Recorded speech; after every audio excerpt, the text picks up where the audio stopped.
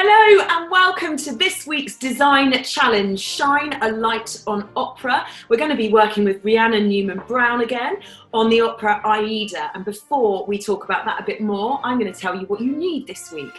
So you will need a torch, a ruler or set square, a pencil and some glue, a yoghurt pot or plastic container, some A4 white paper, felt tips or collared Sharpies, and some scissors. So you might want to pause there and just go and collect those things. And in the meantime, Aida is a prisoner and she's captured by Radamés, who's the chief of the army in Egypt. And as often happens in these operas and did with Carmen last week, he falls in love with Aida.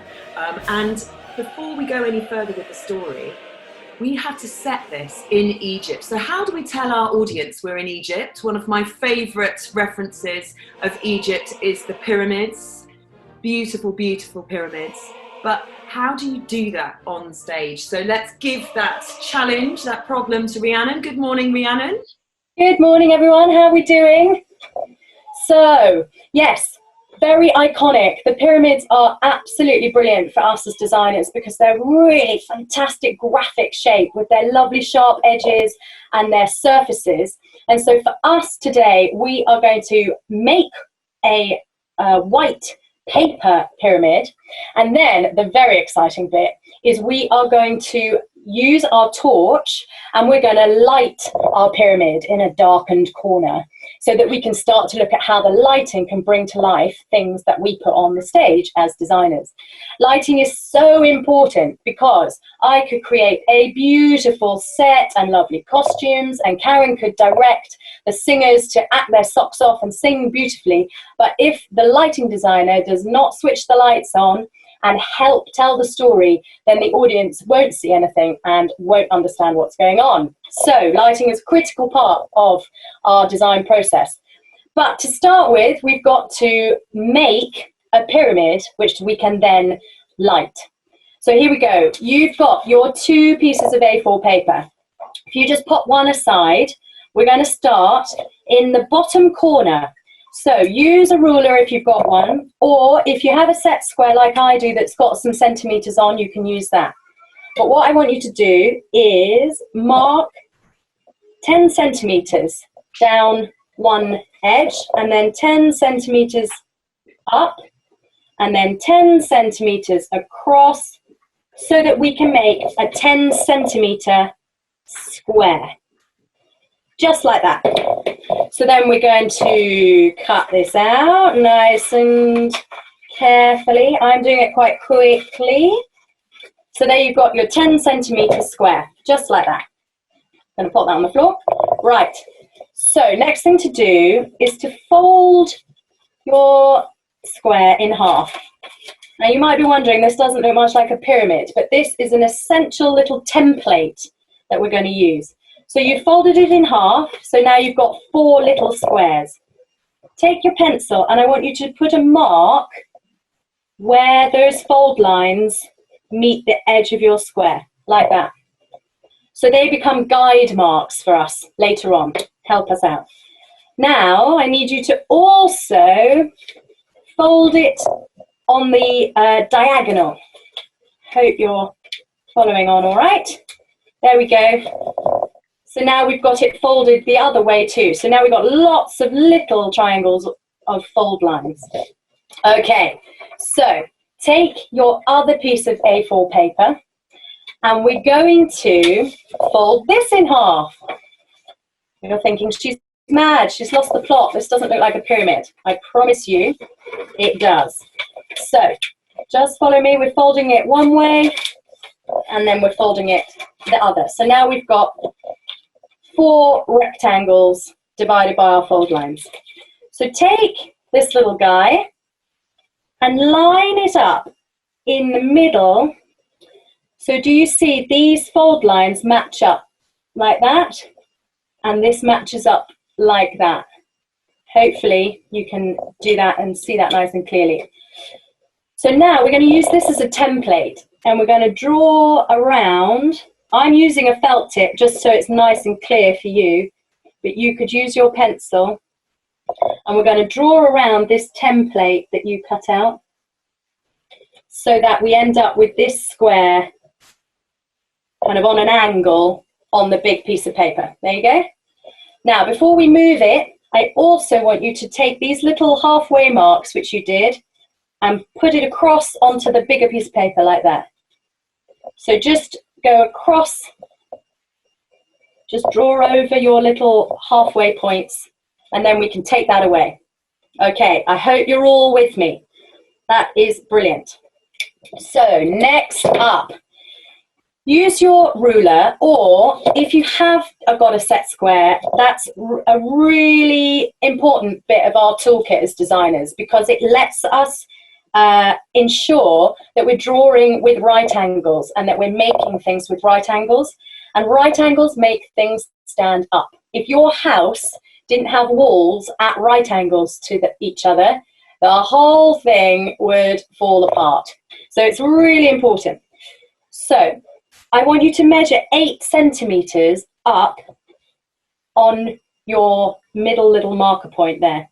So we're going to draw an 8 centimeter line like that. So that line is 8 centimeters. Here we go. We got to go all the way around. We'll do 8 centimeters on each one. You can always pause the video if you want to just do this slightly slower than I am. I've obviously practiced, so I know what I'm doing, but you might want a little bit more time. So there we go. That's what we've got now. Hope you're with me. Now, next up, we're going to join this corner to the top of that 8 centimeter line. Here we are. I hope you can begin to see how we're creating a sort of pattern. Here we are. So this is what you're going to do. You're going to go all the way around. I'll show you one more, and then I'll swap to one that I did earlier. Hope you can see this nice and clearly. There we go. I promise you this will pay off. So I'm going to swap to one that I did earlier, but you're going to carry on all the way around so that you get to that. This is great, Rhiannon. Is this something that you'd actually do when you're designing for an opera?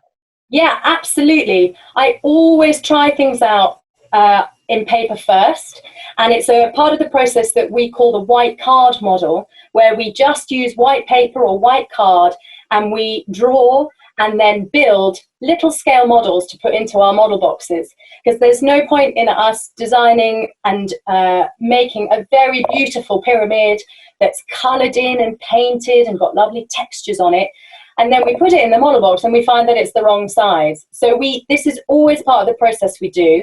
And this particular bit with the sort of paper and pencil is what we would call a technical drawing.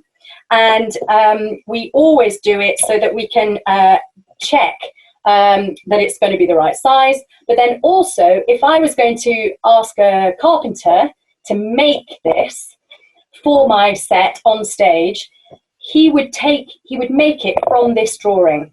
And one of the tools that I use to do this is as a scale ruler, so that this helps me, and this is one of my scale rulers. This helps me. It does a bit of the maths for me, because I'm not very good at math. This helps me to draw at a miniature scale. So for example, on my ruler here, hopefully you can see this end, this says 1 to 100, for example. Oh, so hold it closer for us, Rhiannon. Oh, here we go. Hang on. Let me try this camera. Can you see that? Can you see it says 1 to 100?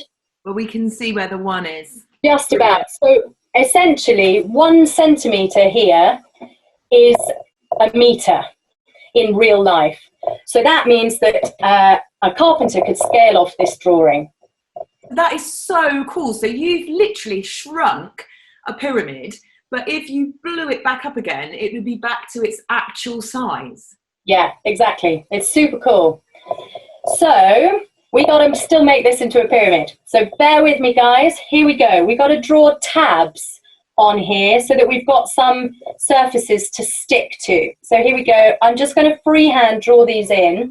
Hopefully you can see them nice and clearly. So we only need to do every other surface like this. So don't forget, you can pause the video and follow it slightly more slowly if you need to. But so we draw a tab like that. So we do one, we miss one, do one, miss one, do one, miss one, do one. Great. Now we can cut this out. This is our pattern. So you want to just cut out on the outside pencil line that you have drawn like this. You can do it nice and carefully. And you can keep the lines nice and sharp. And I'm going to swap to one that I did a little bit earlier. Here we go. Here is one that I have already done. Right, we're nearly there.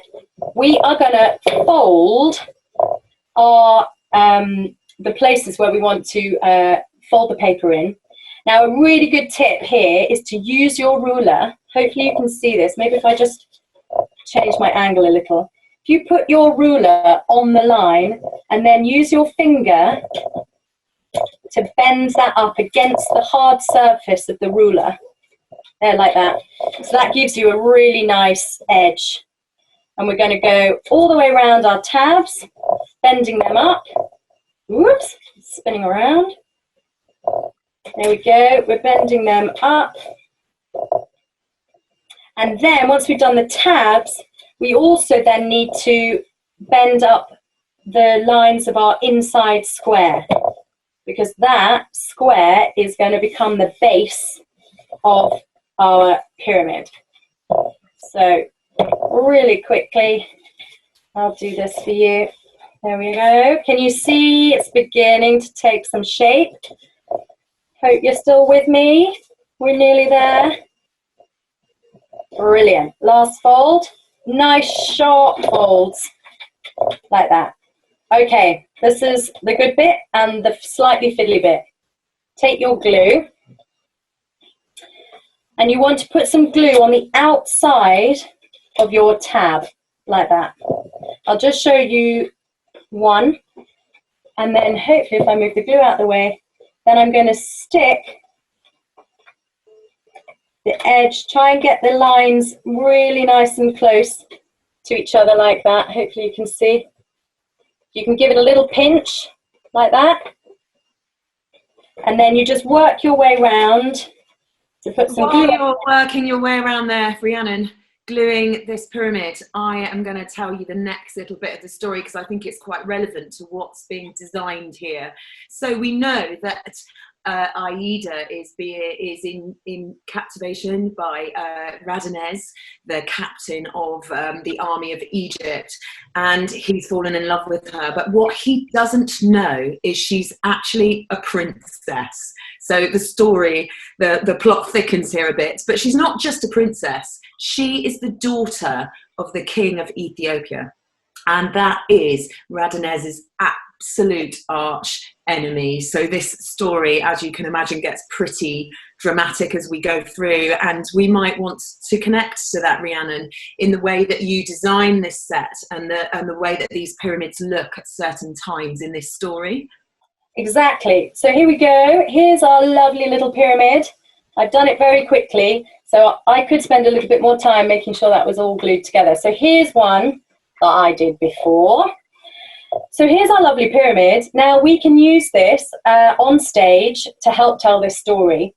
And one of the things that I was talking about before was how we could use lighting to help tell the story. So lighting, as Karen just said, can help us with the mood, but it can also help with the passing of the time of day and tell the audience what's taking place and where it's taking place. So I'm just going to pop that to one side for a second. I'm just going to talk to you a little bit about how lighting designers light these objects on stage. Now, we are going to use a torch, and that is the equivalent of their big lights that they rig up in the ceiling. So that's our light, and then we are going to use our own versions of this stuff. Now, this is called lighting gel, and it comes in lots of different colors, and it's essentially a heat-proof coloured plastic. And they put this in front of their lights, they shine the light through it, and it changes the colour of the light on stage. It's super clever, and it can really help tell the story. So this is where your yogurt pot and your other little bits of kind of recycled household bits and pieces come into play. So here is a yogurt pot, and I have used my felt tip, and I have coloured in the plastic so that I can then use my torch and shine it through that plastic onto my pyramid to see what happens. Here's another example. I've got here the lid of a bigger yogurt pot, and I've taken my blue felt tip, not crayon, that wouldn't work, felt tip, and I have coloured that in. And then I've got a couple of other examples, so it really depends on what you've got at your disposal. This is a bit of cling film that I have coloured in yellow with my yellow felt tip, and then I have cut out just a very simple little square and cut the middle out of it and sellotaped it to the paper, because we all know that cling film loves to stick to itself. So this just helps me use it without getting in a total mess. And then here's one more that I did. I found a nice vibrant pink felt tip, and this is just the side of a fruit. I think there were strawberries in this little carton, and I just cut a bit off and used my felt tip. So this is what we need next. We need our pyramid and our lighting gels and our torch. So how, Rhiannon, how are we going to make these lighting effects in this kind of atmosphere? We've got a lot of daylight coming in, and we're not on a stage at the moment. Exactly. So in order to see the light really clearly, we need to just find a darkened corner. Now, I'm going to do a live camera move here, so watch out, don't get seasick. I'm going to move this camera, I'm waving at you, I'm going to move this camera just underneath my desk, because underneath my desk it is relatively quite dark. So as Rhiannon is moving, you might want to think about dark places in your house that your pyramids would work. So possibly a wardrobe, a cupboard, under the stairs. Maybe you've got a bathroom with no windows that you could use. Let's go and find Rhiannon under her desk there. Okay, so you have to excuse all the mess and all the other mess under here. But essentially, I've just put this on a bit of white card that I had, but whatever you've got is fine. So here we've got the pyramid we just made. This is one I made in practice. So you guys can go to town. You can make as many pyramids as you like for this, but you can just do it with one if you like. And here I've got my torch. So here I'm going to show you a really cool example of what I'm talking about with storytelling. So I'm going to show you how the light can really tell the story of the time of day. So here we go. This is, watch these pyramids. This is dawn. The light just catches the very, very top of the pyramids. And then the sun rises up high and comes right, you can see the changing length of those shadows, which tells the audience that the sun is in the top of the sky. It's really high up. And then you see the shadows reappear as the sun begins to set, and it's going to drop, slowly drop down.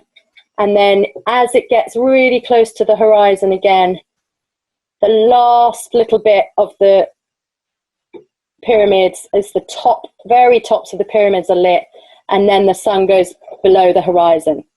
So that is an example of a really, really simple bit of storytelling that lighting can do with the set. So the combination of the two is like really brilliant and very exciting.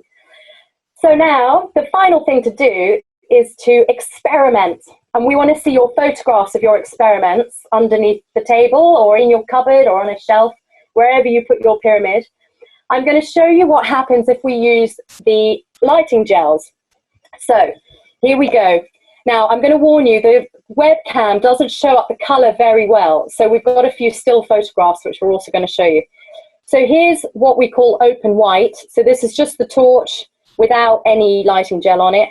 And then I'm going to, hopefully you can see the difference. I'm going to put the yellow lighting gel in front. And hopefully we can show you a photograph, so you'll see it much more clearly with your naked eye than I can show you with the webcam. And that is a genuine photograph I took using this cling film lighting gel. So here we go. So that's early morning. Now I'm going to use my orange yogurt pot that and I'm going to put that in front of the torch. So that could be sunset. So that gives us a really good sense of sunset. And then finally, I'm going to show you using my blue one, and I'm putting that in front of it, which you can't really see on the webcam, but there is a photograph. And I just took these photographs with my iPhone. So it's super simple and very effective. You can see it's super cool, like that. So there's one more thing I want to share with you. Now, this is, I'm going to show you down here because I think you'll be able to see it more clearly. So this is the bottom of a fruit container, and I have drawn with a Sharpie, I've drawn a palm tree. Now this is what you might call in the lighting trade a gobo. So where there is black pen, the light can't pass through, so it casts a shadow of this shape. Now I'm going to try and show you, but I have also taken a photograph of this in case I can't show you clearly enough live. But I'm going to shine the light through, and then hopefully you can just see there the palm tree. It's much, much clearer to me in real life. And here's the photograph I took. So you can see just there, you can see that I have put this lighting gel, I just stuck it to the corner, and then I have shone the light through it. So I hope you guys have loads of fun trying that out, because it's super cool, and I really think it just shows how your set design can really come to life when you start adding in some lighting. It's really fun. Thank you, Rhiannon. That really is the coolest thing ever. We've definitely made a white card model there and shone a light on opera. So do send us the examples of the work that you do. And don't forget to tag at Garsington Opera so we can find those photographs, and use the hashtag GO Monday Motivation, and we can show them in this Monday's session on Aida. Thanks so much for being with us. Well done. Bye.